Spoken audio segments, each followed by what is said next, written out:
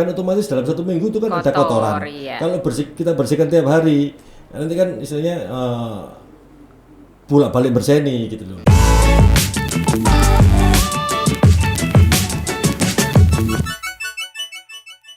Selamat datang di acara Amfibi Asal Mau Pasti Bisa bersama May Averis, Surabaya. Saat ini kita bertemu dengan Mas Dika, narasumber kita dari Surabaya. Apa kabar Mas Dika? Alhamdulillah baik. Alhamdulillah.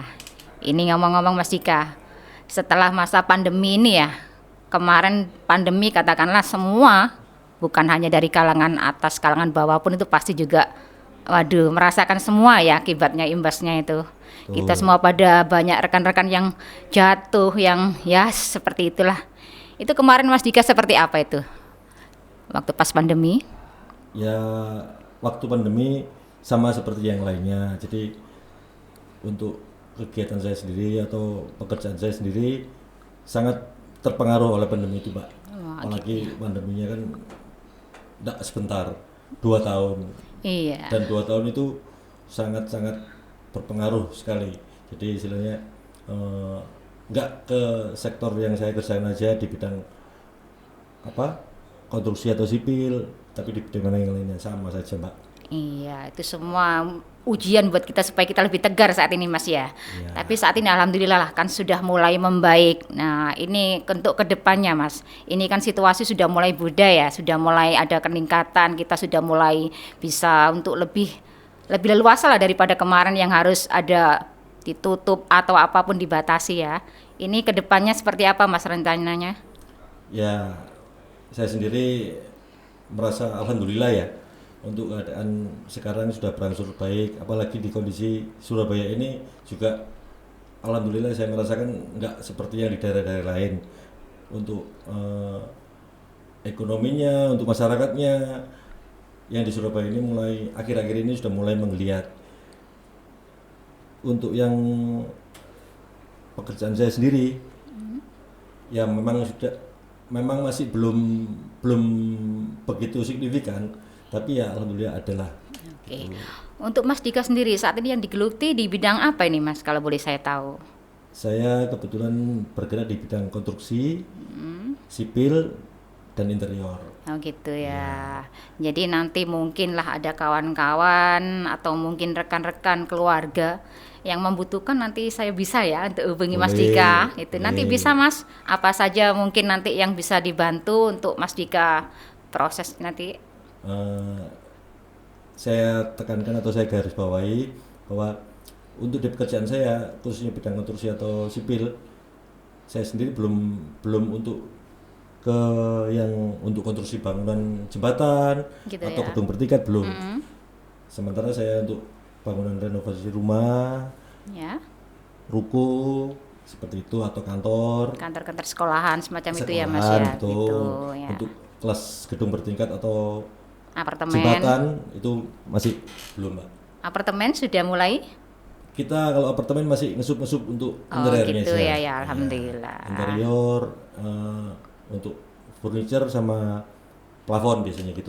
Oke siap ya. Semoga nanti kedepannya saya doakan semakin lancar ya Mas. Amin. Dari acara ini mungkin nanti akan banyak rekan-rekan yang semakin tahu, oh ternyata di sini ada seseorang yang begitu pakar di bidangnya untuk menata arsitekturnya bagus seperti ini, harganya pun lumayan, nanti bisa bisa dibilang. Kalau dibilang pakar ya enggak lah, Mbak.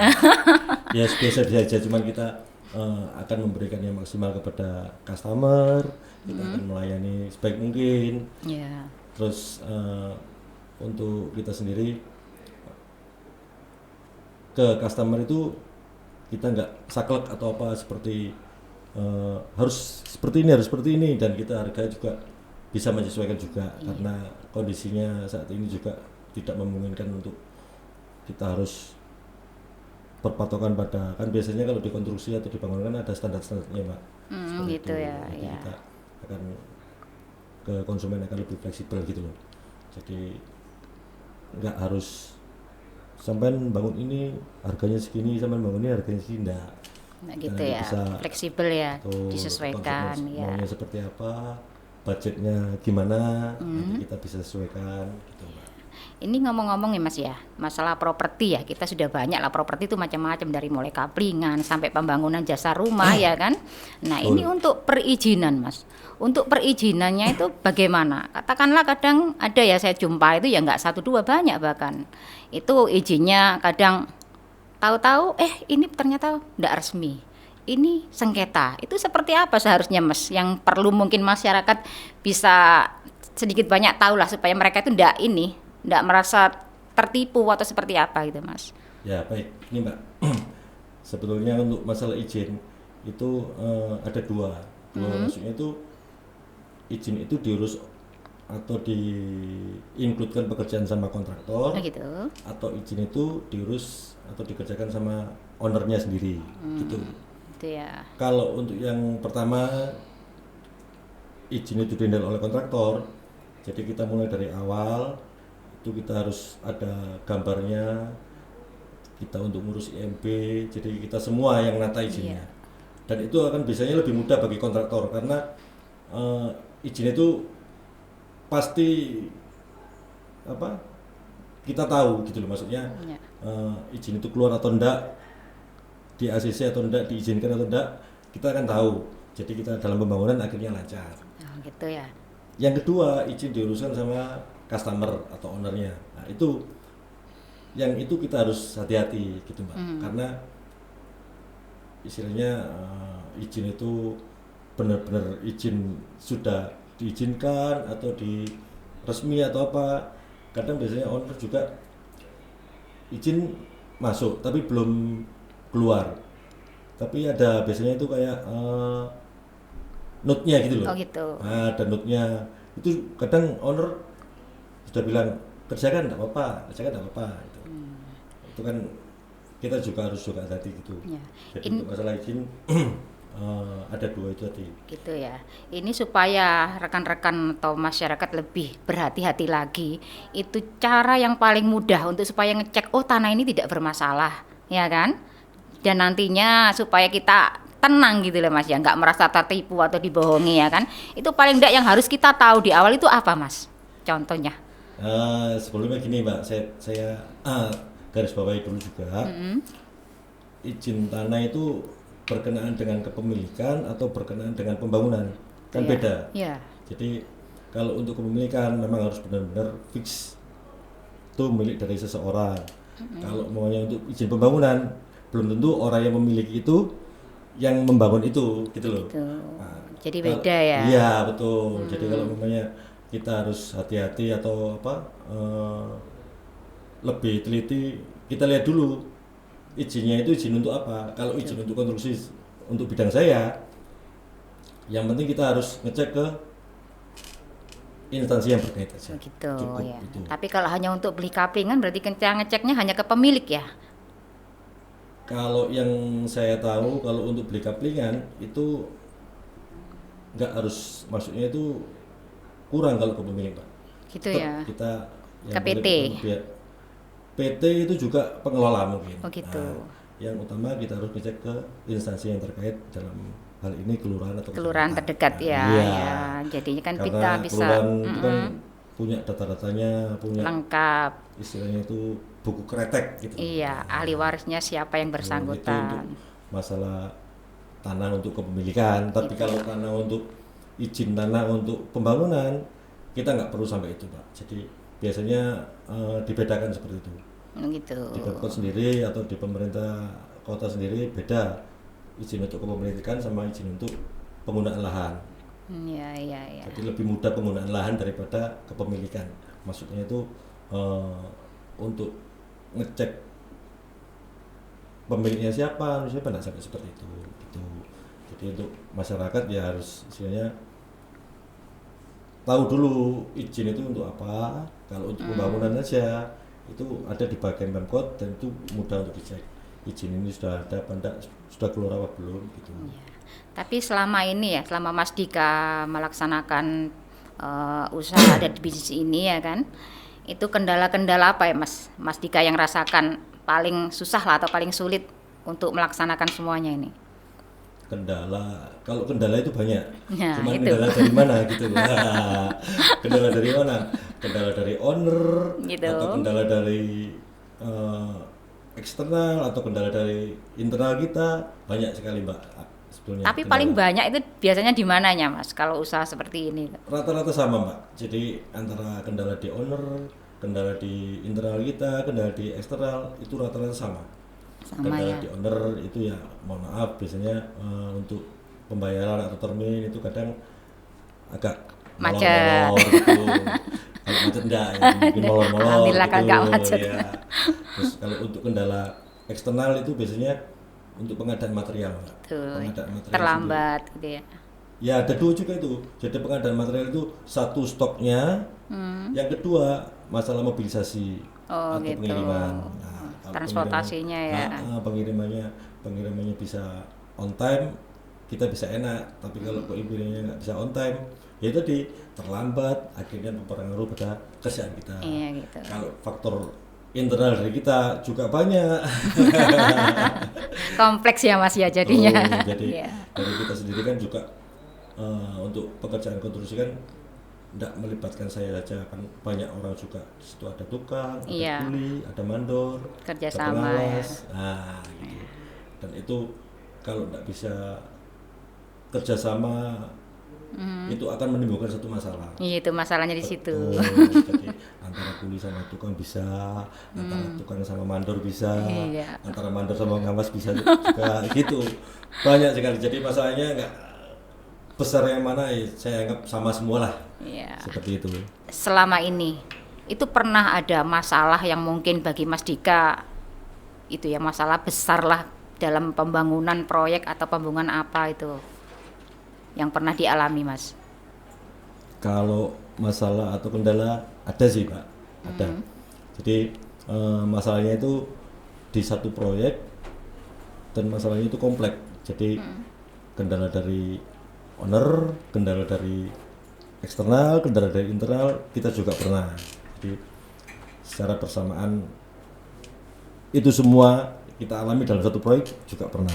Jadi untuk yang dari masalah owner sendiri itu untuk termin pembayaran atau apa kan biasanya nggak selalu tepat, kadang molor. Nah, molor itu gimana kita menyikapinya, itu akhirnya kita bikin target pekerjaan kita tetap, bagaimana caranya kita mengkondisikan konsumen supaya istilahnya dia biar tahu pekerjaan kita sudah proses seperti apa, pembayarannya itu harus konsekuen, walaupun di situ ada kontrak, kadang ya dari konsumen sendiri itu tidak sesuai dengan kontrak, Gitu ya. tapi dari pihak kontraktor kita nggak akan saklek Mbak, jadi tetap kita bisa menyesuaikan seperti itu. Terus setelah masalah itu di masalah eksternal, masalah pengiriman itu kebetulan yang dikirim itu material-material yang besar, material-material yang besar seperti box culvert itu ya. Box culvert itu jadi pengiriman box culvert yang diorder itu tipe A, B, C, tapi datangnya tipe D, E, F. Nah, akhirnya mau nggak mau kita harus nunggu yang kita order dulu lagi gitu. Gitu ya. Sudah dikirim nggak mungkin dikembalikan besar-besar seperti itu.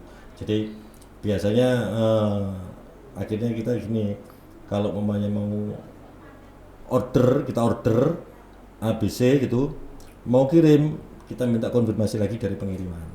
Iya. Yang dikirim apa aja. Nah, itu supaya tidak terjadi seperti itu. Kebetulan yang saya alami itu memang miss dari tim marketing sama tim pengawas. Gitu. Pengawasnya minta Kurang order komunikasi. ada miss komunikasi gitu. Setelah kita selesaikan, kita cari solusinya seperti apa, ya akhirnya berjalan normal lagi. Terus dari internal itu kita pekerjaan kan ada bagian-bagiannya. Jadi istilahnya sipil itu ada bagian pasang batu, ada pak cor atau apa gitu. Kan kita bagi tim-tim gitu. Iya. Kadang dari tim-tim itu ada yang iri-irian gitu. Aku ada kayak gini sih, aku kok kayak gini. Nah, seperti itu. Kita berikan pengertian kepada mereka gitu. Kita bekerja bukan sendiri, kita bekerja tim. Iya. Jadi kalau pengen yang A, B, C itu kita nggak bisa. Kita menyesuaikan sama kemampuan, Sesuai kemampuan ya. sesuai dengan pekerjaan target. Jadi supaya bisa jalan semua. Kalau kita pilih-pilih, kamu pengen gini ya gini, emang mana pekerjaan A, B, C, pengennya di A semua, yang B, C kan nggak ada yang kerjakan akhirnya. Iya, repot Gitu. juga ya Mas ya. Iya, akhirnya tetap mau nggak mau kita kasih pengertian. Kalau memang nggak bisa kita kasih pengertian, mau nggak mau ya tetap kita ganti.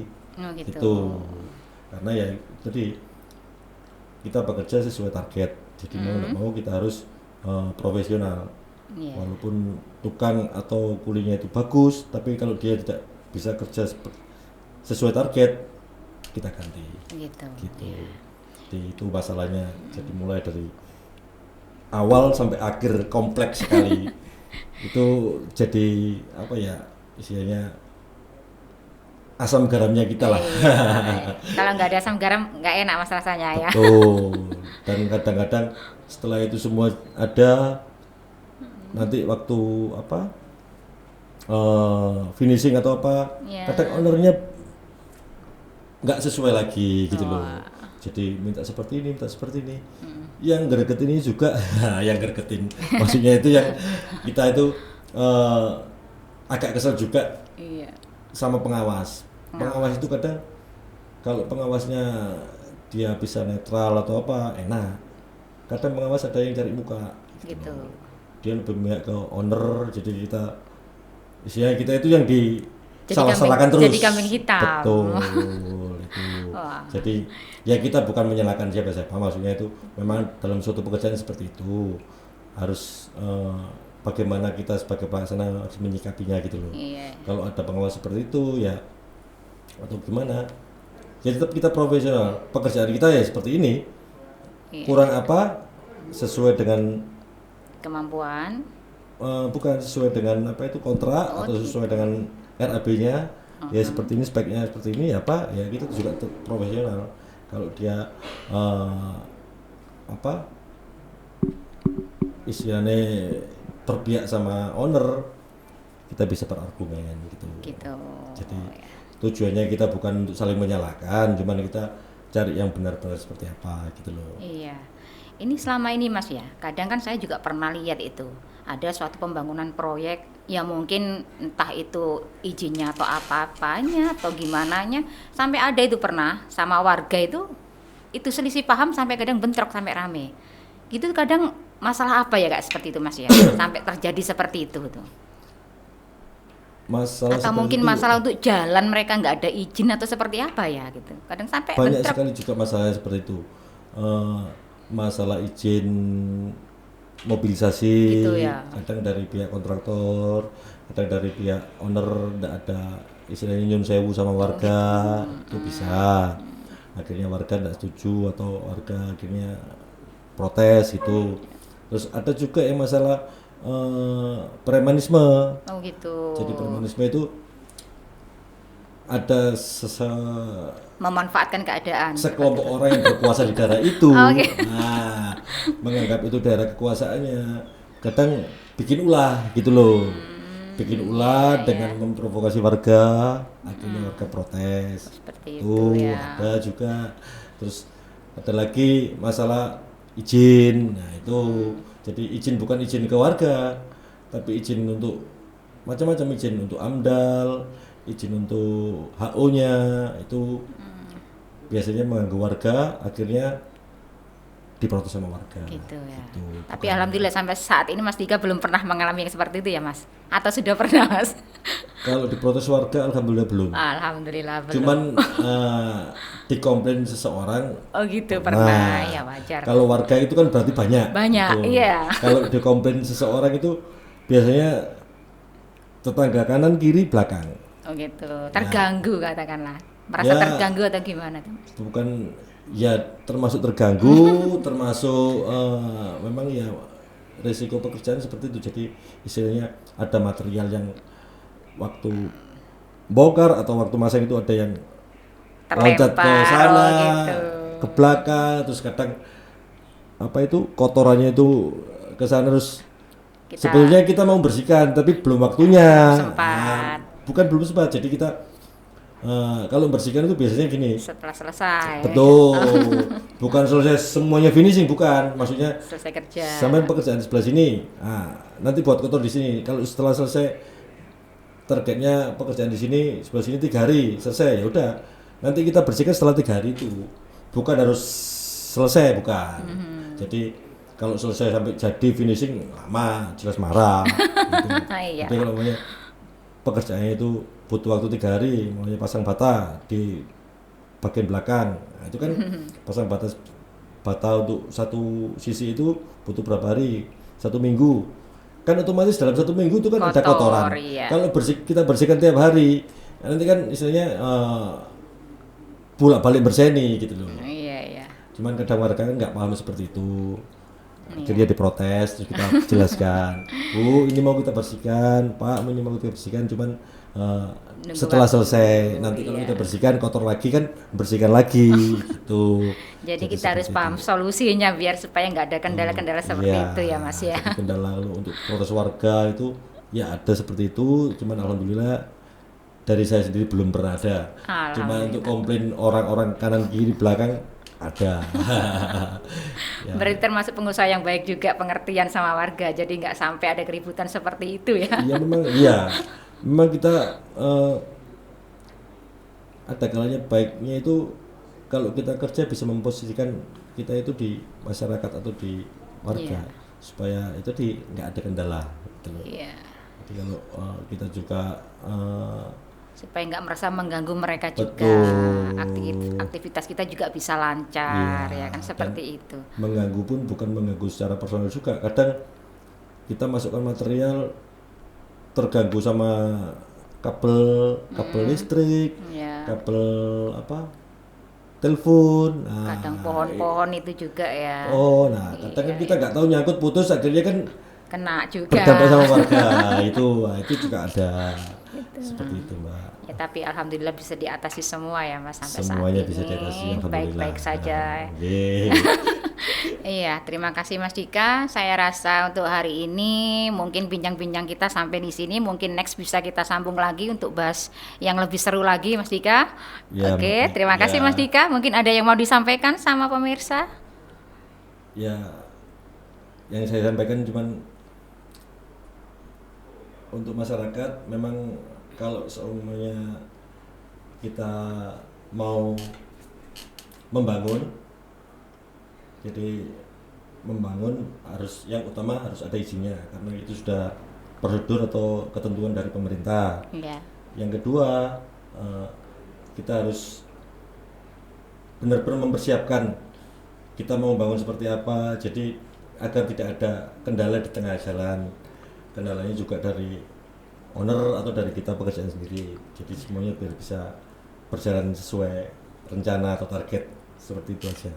Oke, terima kasih. Ya, itulah pemirsa bincang santai kita saat ini di Amfibi Asal Mau Pasti Bisa dengan saya Mei Aferis dan Mas Dika dari Surabaya. Terima kasih, sampai jumpa lagi. Ditunggu di waktu yang sama.